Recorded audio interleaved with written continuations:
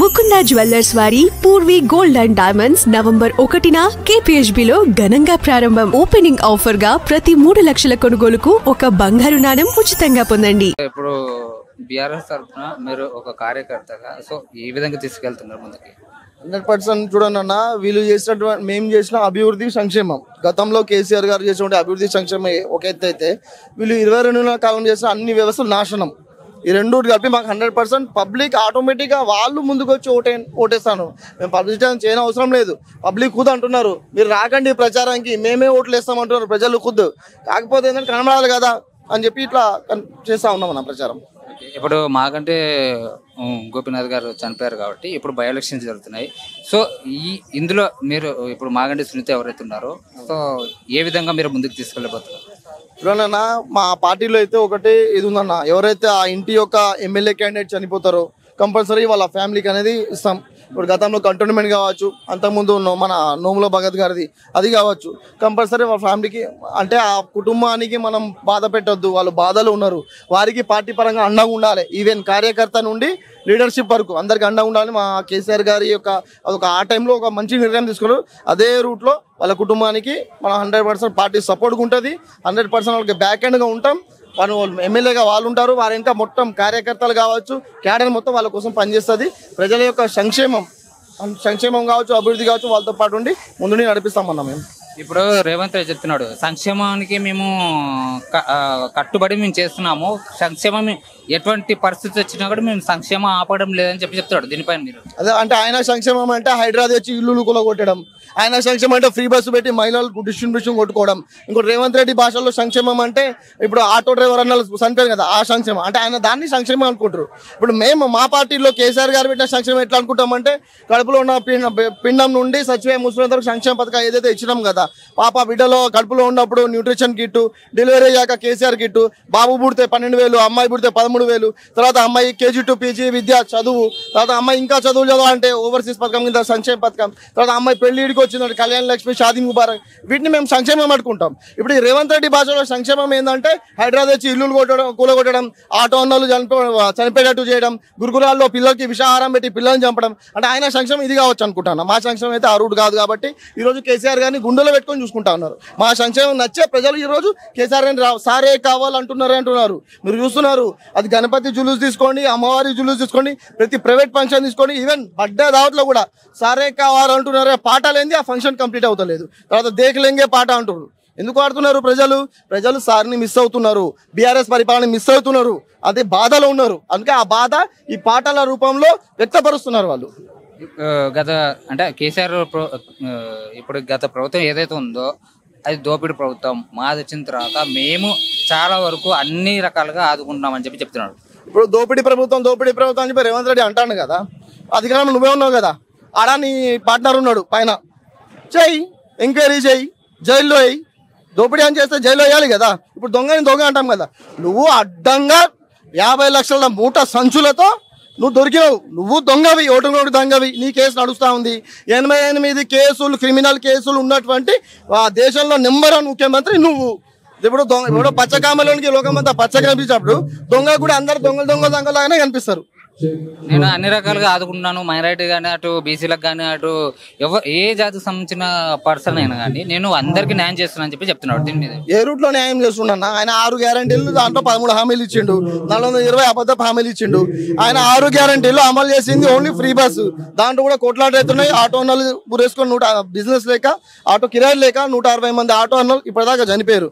ఇంకా వీళ్ళకి మా పార్టీ తరఫున మా తెలంగాణ భవన్లో వాళ్ళని పిలిపించి వాళ్ళకి మర్యాద, వాళ్ళకి గౌరవం చెప్తాం, ధైర్యం చెప్తా ఉన్నాం. వాళ్ళకి చనిపోకండి, రానున్నది మన ప్రభుత్వం అని చెప్పి ధైర్యం చెప్తా ఉన్నాం. వాళ్ళకి ప్రతిసారి మీటింగ్ పెట్టి మా ఆటోలకు కావచ్చు, ఇంకోళ్ళకి హైదరాబాద్ బాధితులకు కావచ్చు, ఈ గురుకులాల విద్యార్థులకు వీళ్ళకి కావచ్చు మేము చెప్తా ఉన్నాం. ఇది పెరుగుతూ ఉంది, సంఖ్య రోజులో పెరుగుతూ ఉంది. ఇప్పుడు ఆయన ఏ రూట్లో ఏ పథకం అమలు చేసాడో చెప్పమని చెప్పు. ఇప్పుడు ఇక్కడ మీటింగ్ జరుగుతుందా, ఇక్కడ ఉన్నటువంటి ఏదైనా ఇంటికే పోదాం, లైవ్లో ఇట్లానే పోదాం మన ఇద్దరం.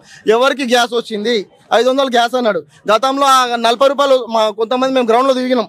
గ్రౌండ్లో దాదాపు 4 రోజులు గ్రౌండ్లో తిరుగుతూ ఉన్నాం. ఆ గ్రౌండ్లో పోగానే ఇంతకుముందు 40 రూపాయలు వస్తున్నాయి. ఆ 40 కూడా రేవంత్ రెడ్డి వేసుకుంటున్నారు మహిళలు. 40 రూపాయలు కూడా వస్తలేదు. ఎవరికి గ్యాస్ ఇచ్చినావు? 2500 మహిళలకు ఇచ్చినా అంటుండు. 2500 మహిళకి ఇస్తే మా మహిళలు పాప మహిళామణులు అల్మార్లు ఎత్తుకుతారు. ఏ అల్మార్లో పెడదామని చెప్పేసి ఇప్పుడు స్కూటీలు ఇచ్చినా అంటాడు. వచ్చేటప్పుడు ట్రాఫిక్ జామ్ అయింది. ఒక 1000 స్కూటీలు ఉండే ఆయన ఇచ్చిండేమో. మళ్ళీ తెలవాలి, మా పబ్లిక్ ఆలోచించాలి. ఎవరికి ఏం చేయలేదు. నువ్వు అమలు చేసిన ఫ్రీ బస్ ఒకటే, అది కూడా ఫెయిల్ పథకం. కేసీఆర్ గారు 480 చిల్లర సంక్షేమ పథకాలు చేసిండ్రు. ఏ ఒక్క రోజు కూడా ప్రజల్ని రోడ్డు మీద తిప్పలేదు. ఏ ఒక్క రోజు కూడా జిరాక్స్ పేపర్లు పెట్టి ప్రజలను రోడ్డు మీద తిప్పలే. ఇవాళ పైసలు బాగుపడ్డాడు అంటే ఒకటి కాంగ్రెస్ కార్యకర్త, 2 జిరాక్స్ ఆపతను. వీళ్ళిద్దరు బాగుపడ్డారు కాంగ్రెస్ ప్రభుత్వంలో. వీళ్ళ తప్ప ఎవరికి ఎటువంటి సంక్షేమం జరగలేదన్న. ఫీజర్ రియంబర్స్మెంట్ తర్వాత పింఛన్లు ఇవన్నీ ఇస్తున్నాం కదా అని చెప్తున్నాడు. మరి ఏమి ఇస్తున్నాం అన్న? 4000 పెన్షన్ చేస్తా అన్నాడు. కోమటిరెడ్డి వెంకటరెడ్డి, అదే నీళ్ళలో వాటర్ కలిపే మంత్రి ఉన్నాడు కదా, ఆయన అన్నాడు हम अधिकार में तो पहला साइन 4000 रुपये दे देंगे. ఏడా దే देंगे 22 నెలలు అయింది. ఏడా ఇచ్చినావు 4000? గదే 2000 కేసీఆర్ ఇచ్చిండ్రు. మీ ప్రభుత్వం 200 ఇస్తుండే, కేసీఆర్ సార్ 2000 చేస్తుండే, అదే 2000 ఇస్తున్నావు. నువ్వు 4000 ఏడా ఇస్తున్నావు? ఇస్తలేవు కదా, ఎవరికి పెన్షన్ ఇస్తున్నావు అని చెప్పి. ఇప్పుడు మా ప్రభుత్వంలోనే జాబ్లు వచ్చినాయి, గత ప్రభుత్వంలో చూసుకుంటే అంత నిరుద్యోగం అని చెప్పి చెప్తున్నారు. చూడండి అన్న, మేము దాదాపు 1,69,000 జాబ్లు ఇచ్చినాం. మేము అన్ని శాఖలతో ఏ శాఖలో ఎంత ఇచ్చినామని కూడా మీకు లిస్ట్ ఇస్తా. మేము అన్ని ఇచ్చినాం. తర్వాత ఐటీ సెక్టర్ని డెవలప్ చేసినాం. ఐటీ దాదాపు 7-8 లక్షల మందికి జాబ్స్ వచ్చినాయి. ఐటీ సెక్టర్ బెంగళూరుని దాటి మనం హై ఎండ్కే వెళ్ళిపోయినాం. ఐటీలో గవర్నమెంట్ జాబ్ వచ్చి 1,69,000 ఇచ్చినాం. తర్వాత 99,000 నోటిఫికేషన్స్ ఇచ్చినాము. నోటిఫికేషన్స్కి ఈయన వచ్చి అప్పుడు ఫిజికల్ టెస్ట్ మనమే పెట్టినాం, తర్వాత ఎగ్జామ్ మనమే పెట్టినాం, ఆ ట్రైనింగ్ అంతా మనమే ఇచ్చినాం. ఎగ్జామ్ రాసినాక దురదృష్టవశాత్తు ఒక 2% తేడాతో మనం ఓడిపోయినాక ఈయన అధికారంలోకి వచ్చి ఈయన ఎవరైతే జాబ్ వచ్చిందో వాళ్ళకి పత్రాలు ఇచ్చిండు. ఇప్పుడు ఈయన నెక్స్ట్ ఇయర్ ఏం చేస్తా ఉండదు సార్, 10th పాస్ అయిన పిల్లలు కూడా మెమోరీ కార్డు ఇస్తాడు, నా వల్లనే ఈ బాబు పాస్ అయ్యాడు అని చెప్పేసి. ఇలాంటి చేయబోతాను ఇప్పుడు. ఎందుకంటే ఇన్ని జాబులు ఇచ్చినాం, ఏ రోజు కూడా మేము హంగామా చేసుకోలే, ఏ రోజు కూడా ఒకరికి జాబ్ వచ్చిందని చెప్పేసి ఇవ్వలే. మేము ఇట్లా చేసుకోవాలంటే రోజు చేసుకోవాల్సిందే, రోజు పండుగ చేసుకోవాల్సిందే. ఇప్పుడు ఈయన ఎట్లుందంటే 10th క్లాస్ పాస్ అయినా, LKG UKG పాస్ అయినా, నా వల్లనే పాస్ అయినా అని చెప్పేసి ఇట్లా ఒక షో చేసేసి ఇచ్చేటట్టు ఉండడు. పని తక్కువ, ప్రచారం ఎక్కువ. నా ఫుడ్ ప్రభుత్వం ప్రజల గురించి ఏమాత్రం పట్టింపు లేదు. ఏదన్నా వీళ్ళు క్యాబినెట్ మీటింగ్ పెట్టుకుంటారు, మినిస్టర్లు నీకింత నాకింత అని కొట్టుకుంటారు, నీకింత నాకింత మాట్లాడారు. అరే ప్రజల సంక్షేమం గురించి వీళ్ళకి అసలు ధ్యాస లేదు, సోయి లేదు, ఏం లేదు. మొత్తం అన్ని వ్యవస్థలు సర్వనాశనం చేసి రోడ్డు మీద తీసుకొచ్చారు ప్రజలు ఈరోజు. చివరిగా చెప్పండి, మీరు ఒక పార్టీ కార్యకర్తగా, సో ఇప్పుడు ఏ విధంగా బై ఎలక్షన్స్ ఏవైతే ఉన్నాయో ఆ ప్రచారం కావచ్చు, లేదంటే పార్టీ పరంగా కావచ్చు, ఏ విధంగా ముందుకు వెళ్ళిపోతున్నారు? చూడండి అన్న, మేము చేసిన సంక్షేమం, మేము చేసిన అభివృద్ధి ప్రజల కళ్ళ ముంగట ఉన్నాయి. ఆఫ్టర్ దెన్ వీళ్ళు చేసిన అన్ని వ్యవస్థలు కూడా ప్రజల ముంగట ఉన్నాయి. దీనివల్ల వన్ సైడ్ వస్తామన్నా. ఇప్పుడు గ్రౌండ్లో తిరుగుతా ఉన్నాం దాదాపు 4 రోజులు ఉండి. ప్రజలు ఓపెన్గా చెప్తున్నారు, మేము వేస్తాం ఓటు, మాకు సార్ కావాలి, కేసీఆర్ కావాలి, కారు కావాలి, మేము 100% వేస్తామంటారు ప్రజలు. ఫిర్బీ మేము వీళ్ళు చేసినట్టు అరాచకాలు, 22 కాలం నాశనం చేసిన వ్యవస్థలు, ఇవన్నీ ప్రజలకు వివరిస్తూ ఉన్నాం. ప్రజలకు తెలుసు కదా, ఎవడు నటన చేసేవాడు ఎవడు, నటించేవాడు ఎవడు, పని చేసేవాడని ప్రజలకు తెలిసిపోయింది.